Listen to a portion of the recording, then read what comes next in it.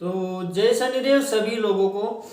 दोस्तों हमारा जो टॉपिक था कि अगर हम डेली लगातार रोज 45 मिनट तक जो ओम नमः शिवाय ओम का जो मंत्र है, अगर इस मंत्र को हम जपते हैं तो हमारे जीवन में क्या क्या बदलाव आते हैं और हमारा जो प्रोसेस है वो क्या क्या होता है।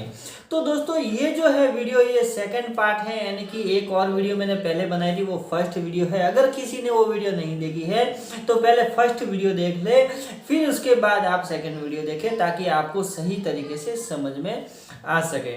तो दोस्तों हम बात कर रहे थे कि जब हम 45 मिनट तक रोज डेली मंत्रों का जाप करते हैं, जो ओम नमः शिवाय ओम मंत्र है, इस मंत्र को हम रेगुलर अपने जीवन में उतारते हैं तो क्या क्या बदलाव होने वाले हैं। तो हम पहले वाली वीडियो की चर्चा नहीं करते हैं, आगे क्या क्या परिवर्तन होने वाले हैं हम उसी के बारे में बात करते हैं। तो दोस्तों पहले की वीडियो में हमने दो स्टेप यानी कि दूसरी सीढ़ी के बारे में बताया था। ये है हमारी तीसरी सीढ़ी, यानी कि जाप करते करते जब आप पहली सीढ़ी चढ़ते हैं, दूसरी सीढ़ी चढ़ते हैं, फिर तीसरी सीढ़ी चढ़ते हैं। तो दोस्तों ये होता है कि जब हम लगातार मंत्रों का जाप करते हैं तो हमारे जीवन में जो काम, क्रोध, मोह, मद, माया, ये सारी चीजें, ये सारे विकार जो है वो खत्म हो जाते हैं। तो उसके बाद हम तीसरे स्टेप पे आते हैं, यानी कि तीसरी सीढ़ी पे चढ़ जाते हैं। अब दोस्तों तीसरी सीढ़ी पे क्या होता है? तीसरी सीढ़ी पे ये होता है कि जब आप रेगुलर मंत्रों का जाप करते हैं तो आप जाप करते करते आपका जो समय हो जाता है कम से कम 1.5 महीने का, यानी कि आप जाप करते करते आपको 1.5 महीना हो गया और 1.5 महीने के अंदर जो बदलाव होते हैं। और एक बीच में मैं आपके कुछ कमेंट भी उसके बारे में भी बात करूंगा, क्योंकि पहले जो वीडियो है उसमें लोगों ने कमेंट भी किया है कि हम 6 महीने से जाप कर रहे हैं, हमारी कोई प्रोग्रेस नहीं है। कोई बोलते हैं हम 3 महीने से जाप कर रहे हैं, कोई प्रोग्रेस नहीं है। तो ये हर व्यक्ति के साथ अलग अलग होता है, क्योंकि हर व्यक्ति के अंदर जो मलिनता होती है, किसी में 10%, किसी में 20%, किसी में 30%, यानी कि अलग अलग उसके अंदर मलिनता पाई जाती है, जिसके कारण उनको समय लगता है। बहुत लोगों को बहुत सारी परेशानियां होती है, जैसे कि किसी को घर के अंदर अगर प्रेत बाधा है तो भी उनको समय लगता है, क्योंकि पहले जो मंत्र का जाप होता है वो प्रेत बाधा को लगता है। फिर अगर पितृ दोष की प्रॉब्लम है तो भी आपको समय लगता है, क्योंकि जब आप जाप करते हैं तो पितृ को, उनको जो जाप, आपका जो जाप है वो पितृ को लगता है, पितृ की प्रॉब्लम सॉल्व होती है। अगर आपके घर में पहले से कोई गद्दी लगाते हैं तो ये भी क्रिया हो सकती है, इसके कारण भी आपका जो जाप है वो समय लगता है किसी भी चीज को होने में। क्योंकि जब मंत्रों का जाप कोई भी व्यक्ति करता है अगर परिवार में, तो उसके परिवार में जो भी समस्या रहती है उस समस्याओं को जड़ से मिटाया जाता है, यानी कि शुरुआत जड़ से होती है। अगर आप कंटिन्यू करते जाते हैं तो धीरे धीरे सारी चीजें कटना शुरू हो जाती है, स्टार्ट हो जाती है। लेकिन उसमें आपको तप करना पड़ेगा, यानी कि डेली कम से कम 1 से 2 घंटा आपको जाप करना पड़ेगा, और वो भी 1 साल तक करते हैं तो आपकी सारी चीजें कट जाएगी। लेकिन नित्य रूप से आपको जाप करना जरूरी रहता है। अब दोस्तों हम बात करते हैं कि अगर हम ऐसे ही 1.5 महीने तक अगर लगातार जाप कर रहे हैं और हमें जाप करते करते 1.5 महीना हो गया है, तो उसमें ये होता है कि आपके सारे जब विकार खत्म हो जाते हैं, इस संसार से आप हटके हो जाते हैं, यानी कि आपकी मोह माया खत्म हो जाती है, काम क्रोध खत्म हो जाते हैं, आपके मन में सिर्फ और सिर्फ भक्ति की जो भावना है वही रह जाती है। आप उस परमात्मा से जुड़ जाते हैं और आपका जो मन है हमेशा ही भजन में लगता है, मंदिरों में जाने में इच्छा होती है, किसी की सेवा करने में इच्छा होती है, धर्म पुण्य करने में इच्छा होती है। तो ये सारी इच्छाएं जागृत होने लगती है और आप धीरे धीरे इस संसार से अलग होते जाते हैं, यानी इस संसार से आपका जो मोह है वो खत्म हो जाता है। तो जब इस संसार से मोह खत्म हो जाता है, पहले मैंने वीडियो में बताया, सारी चीजें अगर खत्म हो जाती है तो उसके बाद समझ लो कि आपका जो मूलाधार चक्र है वो आपने पार कर लिया है। क्योंकि दोस्तों जो मूलाधार चक्र है वो ही इस संसार का आधार है, और मूलाधार चक्र में ही पूरा संसार बसा हुआ है, यानी कि जितनी भी गतिविधियां होती है वो सारी मूलाधार चक्र में ही होती है, क्योंकि जब इंसान का जन्म होता है तो उनकी जो प्राण ऊर्जा रहती है, जितनी भी ऊर्जा रहती है वो मूलाधार चक्र में होती है। और व्यक्ति जब पूजा पाठ, मंत्र जाप, ध्यान ये सारी चीजें नहीं करता है, जीवन भर सिर्फ मोह माया काम क्रोध इन सारी चीजों के अंदर ही अगर वो व्यक्ति जीता है तो वो हमेशा ही पूरी जिंदगी मूलाधार चक्र में ही जीता है और मूलाधार चक्र में ही मर जाता है।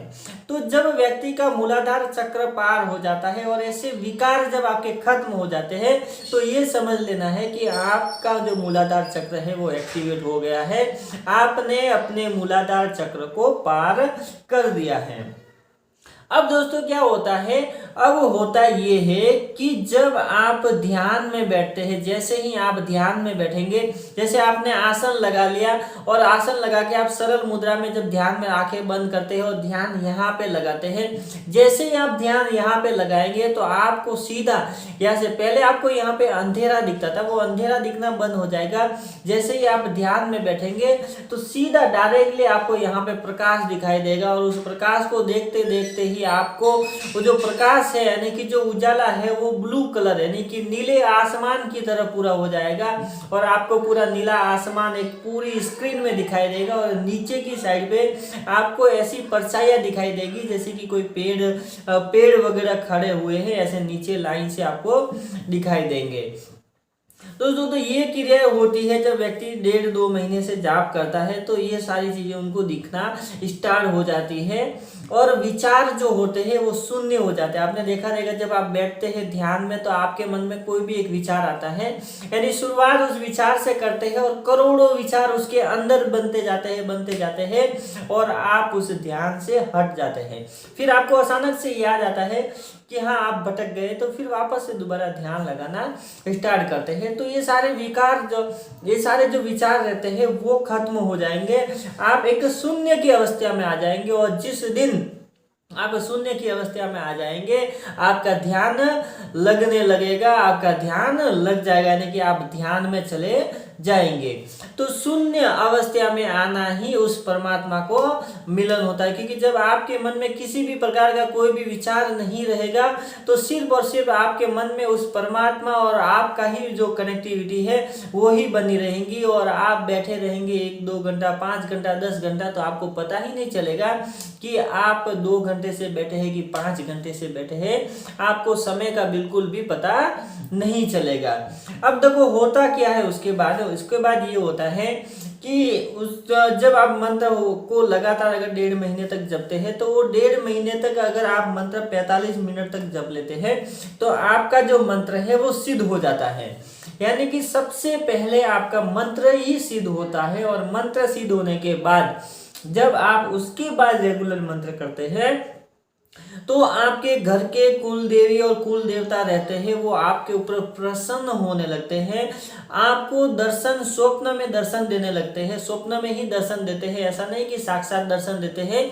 जितने भी देवी देवता देते हैं आपको स्वप्न में ही दर्शन देते हैं, या फिर जब आप ध्यान में बैठते हैं तब ध्यान में आपको कुछ सेकंड के लिए जो दर्शन, ध्यान में जब बैठते हैं तो क्या होता है, अचानक आप ध्यान में बैठे और अचानक से आपको आपके कुल देवता की मूर्ति, आपको तस्वीर दिखाई देगी सामने, और जैसे ही आप उनकी तस्वीर दिखाई देंगी आपके रोम रोम खुल जाएंगे। अभी आप देखते रहे, आप मेरी बातें सुनते हैं तो भी आपके रोम रोम खुले होंगे, क्योंकि मेरे भी हो रहे ऐसे ही। तो जैसे ही आप ध्यान में बैठे हैं तो आपको आपके देवताओं की या फिर आपके इष्ट देवताओं की एकदम अचानक से आपको तस्वीर मूर्ति दिखाई देगी और कुछ सेकंड के लिए ही दिखाई देती है और वो गायब हो जाती है। फिर आप उस ध्यान में लग जाते हैं कि एक बार और दिखाई दे, एक बार और दिखाई दे, ऐसा आपको महसूस होने लगेगा। तो मंत्र सिद्ध होता है, तो मंत्र सिद्ध होने के बाद आपके कुल देवी कुल देवताओं के दर्शन होने लगते हैं। आप जिन्हें इष्ट मानते हैं यानी कि आप जिन्हें बहुत अच्छे से ज्यादा प्रिय मानते हैं उनका आपको दर्शन होने लगता है। आप जब ओम नमः शिवाय ओम मंत्र का जाप करते हैं तो आपको भोलेनाथ के भी दर्शन होने स्टार्ट होता है। भोलेनाथ के डायरेक्टली दर्शन नहीं होते हैं, बहुत ज्यादा करके लोगों को शिवलिंग ही दिखाई देता है, लेकिन ध्यान रहे साक्षात कभी भी दिखाई नहीं देता है। इस अवस्था में स्वप्न में या फिर ध्यान में आपको ये सारी चीजें दिखाई देती है। अब दोस्तों अब ध्यान में जब बैठते हैं तो आपको बहुत सारी ऐसी चीजें दिखाई देगी, बहुत सारे ऐसे तरह तरह के जो नेचुरल रहते हैं, जो गार्डन रहते हैं, जो झरने रहते हैं, फूलों का बगीचा रहता है, ऐसी चीजें आपको दिखाई देगी जो आपने कभी भी देखी नहीं है। ऐसे गार्डन, ऐसे बगीचे आपको दिखाई देते हैं कि आप उसके अंदर मग्न हो जाएंगे। तो कभी भी हमें उसके अंदर रुकना नहीं है, हमें बस सारी चीजों को इग्नोर करना है। ध्यान में बैठे हैं, जो भी दिखता है उसे इग्नोर करना है और ध्यान लगाना है और मंत्र जाप करना है। इग्नोर करते रहना है, ध्यान लगाना है और मंत्र जाप करना है। जब आप इग्नोर करते जाएंगे तो क्या होगा कि आपकी जो मूलाधार चक्र में जो सारी ऊर्जा है वो मूलाधार चक्र से स्वादिष्ठान, मणिपुर, अनाहत, हृदय चक्र, फिर विशुद्ध चक्र और फिर आज्ञा चक्र और फिर आपका जो ब्रह्म रत्न है वो खुल जाएगा। और ब्रह्म रत्न खुलने के बाद आप समाधि की अवस्था में आ जाते हैं। और समाधि की अवस्था में आने के बाद आप तरह तरह के देवी देवताओं के लोकों का भ्रमण कर सकते हैं। आप किसी भी लोक में जा सकते हैं, वो चाहे शिव लोक हो, गणेश लोक हो, ब्रह्म लोक हो, चाहे वो कोई भी, यानी कि आप तीनों लोकों में, जितने तीनों लोक नहीं है वैसे लोक बहुत है, ब्रह्मांड भी करोड़ों है, लोक भी करोड़ों है। तो आप किसी भी लोक में जा सकते हैं, आप वहां पे देवी देवताओं के दर्शन कर सकते हैं और बहुत सारी अलग अलग प्रकार की सिद्धियां प्राप्त कर सकते हैं। तो मंत्र सिद्ध हो गया। 1.5 महीने तक अगर आप रेगुलर 45 मिनट तक भी जाप करते हैं तो आपका मंत्र सिद्ध हो जाता है। मंत्र सिद्ध होने के बाद आपकी वाणी सिद्ध होती है। पहले मंत्र सिद्ध होता है, उसके बाद आपकी वाणी सिद्ध हो जाती है और उसके बाद आपके जो वसन है वो सिद्ध हो जाते हैं और आपके जो विचार है वो शुद्ध हो जाते हैं। उसमें ये बेनिफिट होता है आप सभी लोगों को कि जब आप किसी भी व्यक्ति को अपने मुंह से अगर कुछ भी वसन दे देते हैं तो वसन सत्य होने लगता है। जो आप मन में सोचते हैं, यानी कि आपने अपने लिए मन में कुछ भी ऐसी धारणा बना ली कि काश मुझे ये मिल जाए तो कितना अच्छा होगा, काश मेरा ये हो जाए तो कितना अच्छा हो जाएगा। मन के अंदर बनाई हुई धारणा आपकी सच्ची होने लगती है। कुछ दिनों के बाद देखेंगे कि 4-5 दिन के बाद वो जो आपने सोचा था वो हो जाएगा। ये मेरे साथ भी हुआ है, मेरे अपने अनुभव है, इसके लिए मैं आपको बताता हूँ। तो मंत्र सिद्ध हो जाएगा, आपकी वाणी शुद्ध हो जाएगी, आपकी जीविया पे सरस्वती माता का वास हो जाएगा, जिससे कि आपकी जो जुबान है वो आप किसी भी व्यक्ति को जब आप कुछ भी वचन देते हैं तो वो सिद्ध होने लगते हैं। फिर उसके बाद जब आप धीरे धीरे और जाप करते रहते हैं तो आपके जब सातों चक्र एक्टिवेट हो जाते हैं और सातों चक्र एक्टिवेट होने के बाद आपको तरह तरह की सिद्धियां प्राप्त होने लगती है। सबसे पहले आपके कुल देवी और कुल देवताओं के दर्शन होते हैं, फिर इष्ट देवताओं के दर्शन होते हैं और दर्शन मात्र से ही, चाहे वो स्वप्न में हो चाहे वो ध्यान में हो, दर्शन मात्र से ही आपको बहुत सारी सिद्धियां प्राप्त हो जाती है, बहुत सारी शक्तियां प्राप्त हो जाती है।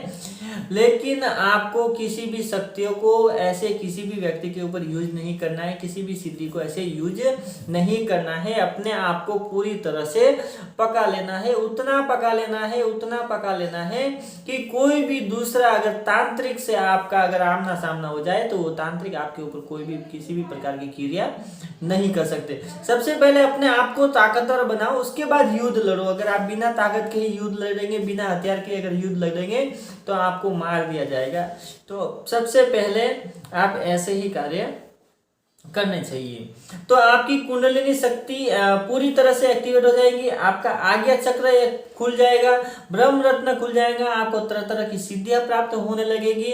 और जब सिद्धियां प्राप्त हो जाएंगी तो आप सिद्धियों के माध्यम से बहुत सारा कार्य कर सकते हैं, किसी की लोगों के बारे में जानकारी ले सकते हैं। कोई भी व्यक्ति आपसे पूछेगा तो आप उसके बारे में पूरी तरह से बता सकते हैं। प्रेत बाधा है उनको, पितृ दोष है, क्या क्या प्रॉब्लम है, आप सारी प्रॉब्लमों का सोल्यूशन उनको बता सकते हैं। लेकिन शुरुआत में हमें इलाज नहीं करना चाहिए, हमें अपने आप को पूरी तरह से पका लेना चाहिए, पूरी तरह से अपने सिद्धियों को मजबूत कर देना चाहिए, उसके बाद ही हमें कार्य करना चाहिए।